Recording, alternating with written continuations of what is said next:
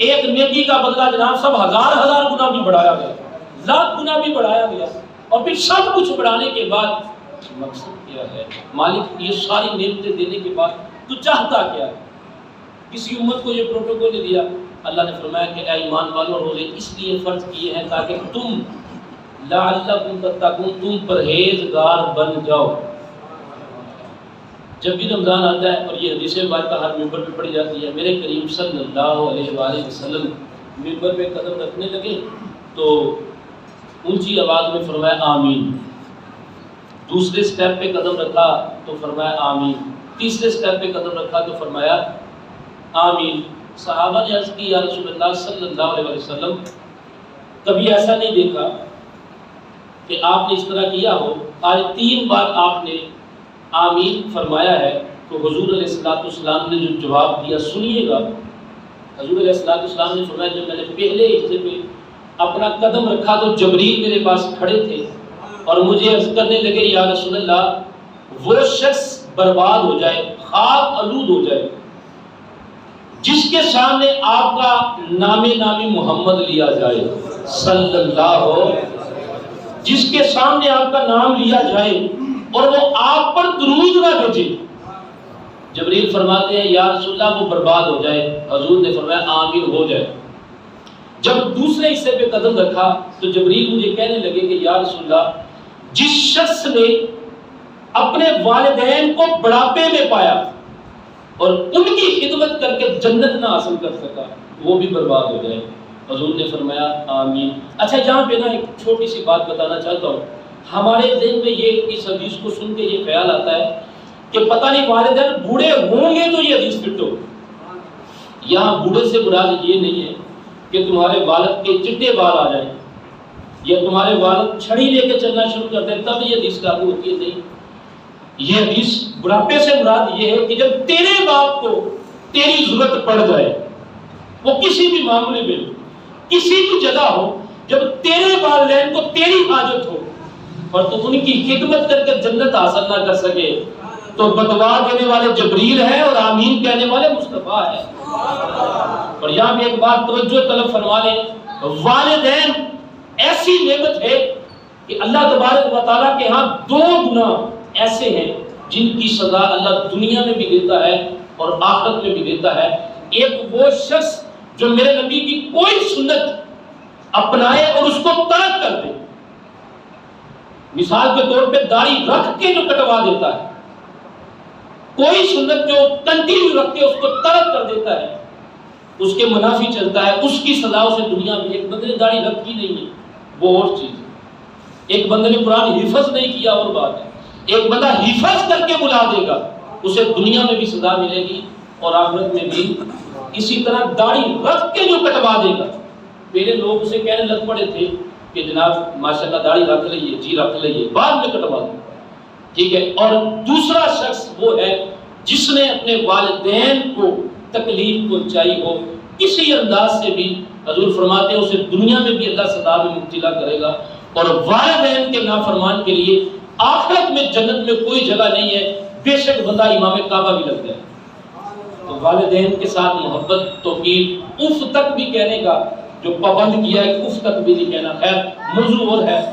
تیسری بات سنیے گا توجہ طلب، ہر سال رمضان آتا ہے، حضور فرماتے جب تیسری جگہ پہ پاؤں رکھا، قدم رکھا، تو جبریل نے مجھے یہ آ کے کہا کہ یا رسول اللہ برباد ہو جائے وہ شخص، خاک آلود ہو جائے وہ شخص جس نے اپنی زندگی میں رمضان کو پایا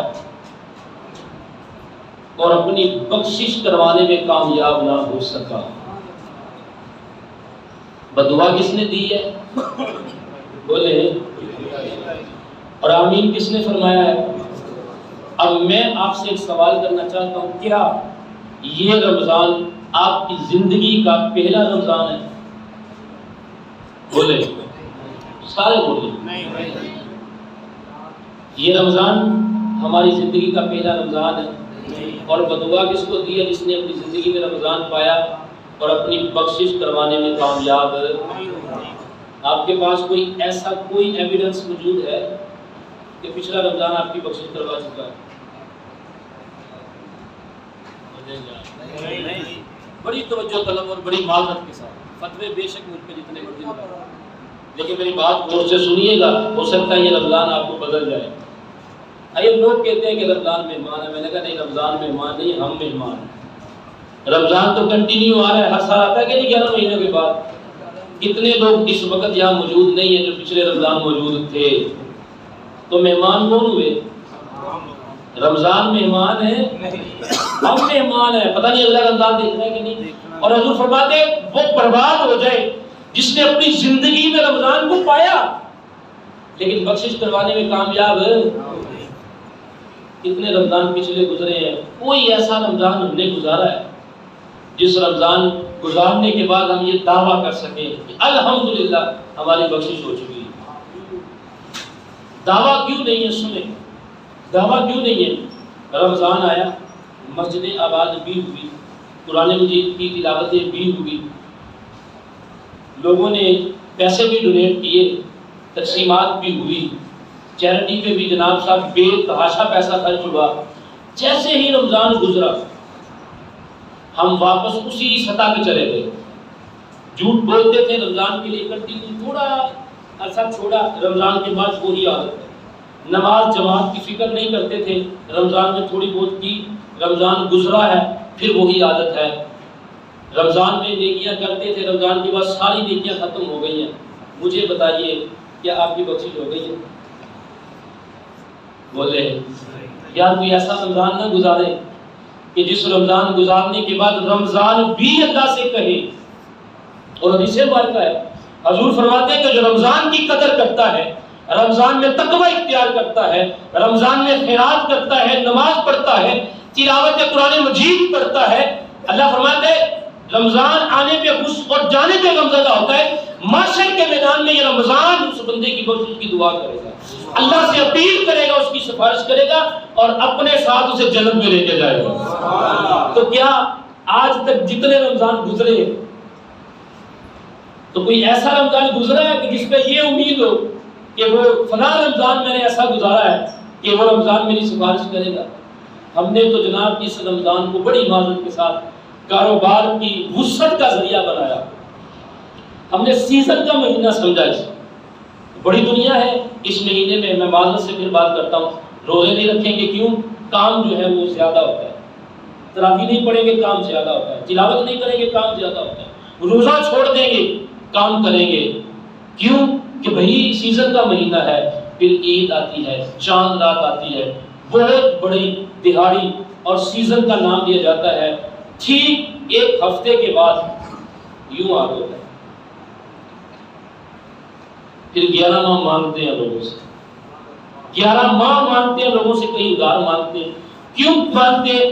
بھائی جس رمضان اللہ نے تجھے رزق وسعت کا وعدہ دیا تھا کہ رمضان میں رزق بڑھا دیتا ہوں، تو تجھے چاہیے تھا بھاگنا نہیں چاہیے تھا، تجھے اس رزق کی وجہ سے نماز قضا نہیں کرنی چاہیے، تجھے اس رزق کی وجہ سے تراویح نہیں چھوڑنی چاہیے تھی، تجھے اس رزق کی وجہ سے اللہ کے احکام نہیں چھوڑنے چاہیے تھے۔ لیکن ہم نے کیا کیا؟ ہم نے رمضان کو گزارا ایک معمولی چیز سمجھ کے، اور اتنا پروٹوکول اللہ دے رہا ہے کہ میں تیرے اعمال بھی بڑھا دوں گا، تیری نیکیاں بھی بڑھا دوں گا، تیرے سجدہ تو ایک کرے گا میں 70 لکھوں گا، تو 1 روپیہ ڈونیٹ کرے گا میں 70 لکھوں گا، بلکہ فرمایا میں چاہوں تو 7,000 بھی لکھوں گا۔